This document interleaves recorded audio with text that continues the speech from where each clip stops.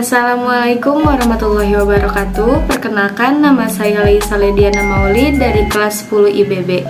Di video kali ini saya akan menjelaskan materi tentang Khalifah Ali bin Abi Thalib radhiyallahu anhu. Simak baik-baik ya. Riwayat hidup Ali bin Abi Thalib. Ali bin Abi Thalib radhiyallahu anhum lahir pada hari Jumat tanggal 13 Rajab di kota Makkah sekitar tahun 600 Masehi.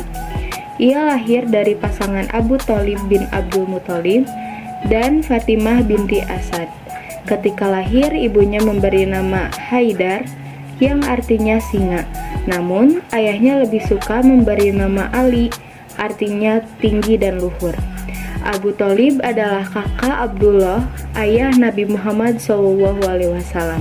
Jadi, Ali bin Abi Thalib radhiyallahu anhum dan Nabi Muhammad SAW adalah saudara sepupu. Sejak kecil, Ali bin Abi Thalib radhiyallahu anhum tinggal serumah dengan Nabi Muhammad SAW. Ketika dalam asuhan sepupunya inilah, Ali bin Abi Thalib radhiyallahu anhum mendapat cahaya kebenaran, yakni Islam. Keputusan ini dilakukan Ali bin Abi Thalib radhiyallahu anhum ketika usianya baru 10 tahun. Secara keseluruhan, ia adalah orang ketiga yang memeluk Islam dan yang pertama dari golongan remaja. Selanjutnya yaitu terpilihnya Ali bin Abi Thalib radhiyallahu anhum sebagai khalifah. Setelah Khalifah Utsman bin Affan radhiyallahu anhu meninggal, kaum muslimin meminta Ali bin Abi Thalib untuk menjadi khalifah. Akan tetapi, ada beberapa tokoh yang menolak usulan tersebut. Di antaranya Muawiyah bin Abi Sufyan. Sebaliknya, pihak Ali bin Abi Thalib berpendapat bahwa masalah kepemimpinan sebaiknya diselesaikan terlebih dahulu. Perbedaan pendapat tersebut menjadi awal pecahnya persatuan kaum muslim saat itu.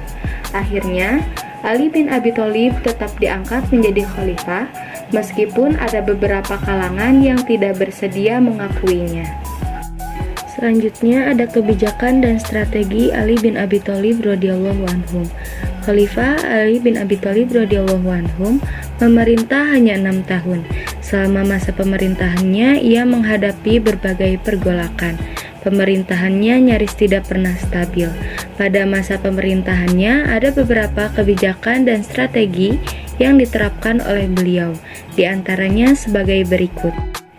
Yang pertama yaitu mengganti pejabat yang kurang kompeten. Khalifah Ali bin Abi Thalib radhiyallahu anhum menginginkan sebuah pemerintahan yang efektif dan efisien. Oleh karena itu, beliau kemudian mengganti pejabat-pejabat yang kurang kompeten dalam bekerja. Akan tetapi, kebanyakan pejabat tersebut berasal dari keluarga Khalifah Utsman bin Affan radhiyallahu anhu atau Bani Umayyah.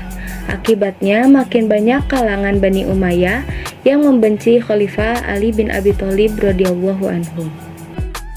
Kedua, membenahi keuangan negara atau Baitul Mal. Khalifah Ali bin Abi Thalib radhiyallahu anhum juga melakukan penyitaan harta para pejabat yang diperoleh secara tidak benar. Harta tersebut kemudian disimpan di Baitul Mal dan digunakan untuk kesejahteraan rakyat. Selanjutnya yang ketiga yaitu memajukan bidang ilmu bahasa. Pada masa pemerintahan Khalifah Ali bin Abi Thalib radhiyallahu anhum, penulisan huruf hijaiyah belum dilengkapi dengan tanda baca seperti kasroh, fathah, dhammah, dan tasdid. Hal itu menyebabkan banyaknya kesalahan bacaan teks Al-Quran dan hadis di daerah-daerah yang jauh dari Jazirah Arab. Untuk menghindari kesalahan fatal dalam bacaan Al-Quran dan hadis, Khalifah Ali bin Abi Thalib radhiyallahu anhum memerintahkan Abu Aswad Ad-Duwali untuk mengembangkan pokok-pokok ilmu nahwu, yaitu ilmu yang mempelajari tata bahasa Arab. Keberadaan ilmu nahwu diharapkan dapat membantu orang-orang non-Arab dan mempelajari sumber utama ajaran Islam, yaitu Al-Quran dan hadis. Dan yang keempat yaitu memajukan bidang pembangunan. Khalifah Ali bin Abi Thalib radhiyallahu anhum memberikan perhatian khusus pada pembangunan kota Kufah. Pada awalnya kota Kufah dijadikan pertahanan oleh Muawiyah. Akan tetapi, kota Kufah kemudian berkembang menjadi pusat ilmu tafsir, ilmu hadis, ilmu nahwu, dan ilmu pengetahuan lainnya. Pada waktu itu, perselisihan antara pendukung Khalifah Ali bin Abi Thalib radhiyallahu anhum dan Muawiyah semakin membesar. Perselisihan itulah yang menjadi awal berakhirnya pemerintahan Islam di bawah Khulafaur Rasyidin. Perselisihan berkembang menjadi peperangan. Di antara peperangan itu adalah Perang Jamal dan Perang Siffin. Berkat ketegasan dan ketangkasannya, Perang Jamal dimenangi oleh Khalifah Ali bin Abi Thalib. Terakhir yaitu akhir hayat Ali bin Abi Thalib radhiyallahu anhum. Setelah kebijakan tersebut diterapkan, Ali bin Abi Thalib radhiyallahu anhum menghadapi pemberontakan Talha, Zubair, dan Aisyah. Alasan mereka memberontak karena Ali bin Abi Thalib radhiyallahu anhum tidak mau menghukum para pembunuh Utsman dan mereka menuntut bela terhadap darah Utsman bin Affan radhiyallahu anhum yang telah ditumpahkan secara zalim. Agar terhindar dari perang, Ali bin Abi Thalib radhiyallahu anhum mengirim surat kepada Talha dan Zubair agar keduanya mau berunding untuk menyelesaikan perkara tersebut secara damai. Namun, ajakan tersebut ditolak. Akhirnya, pertempuran yang dahsyat pun terjadi.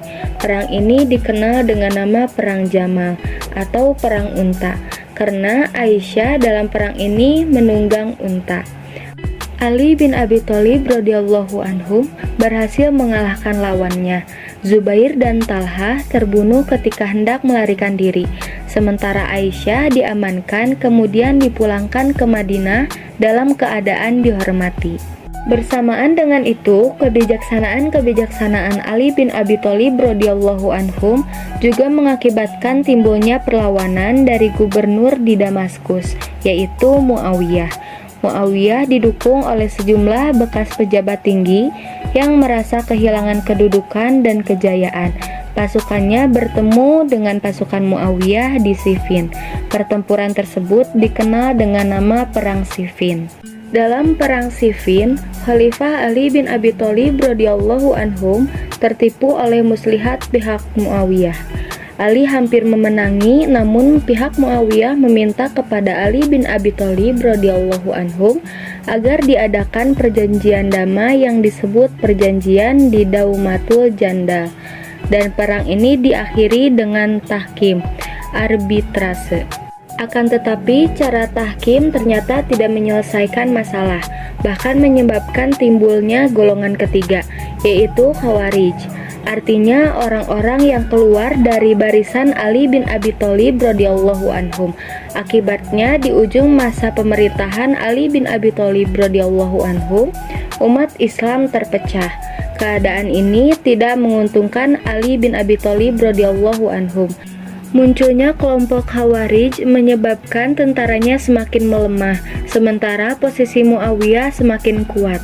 Pada tanggal 20 Ramadan 40 Hijriah 660 Masehi, Ali bin Abi Thalib radhiyallahu anhum terbunuh oleh salah satu anggota kelompok Khawarij, yakni Ibnu Muljam.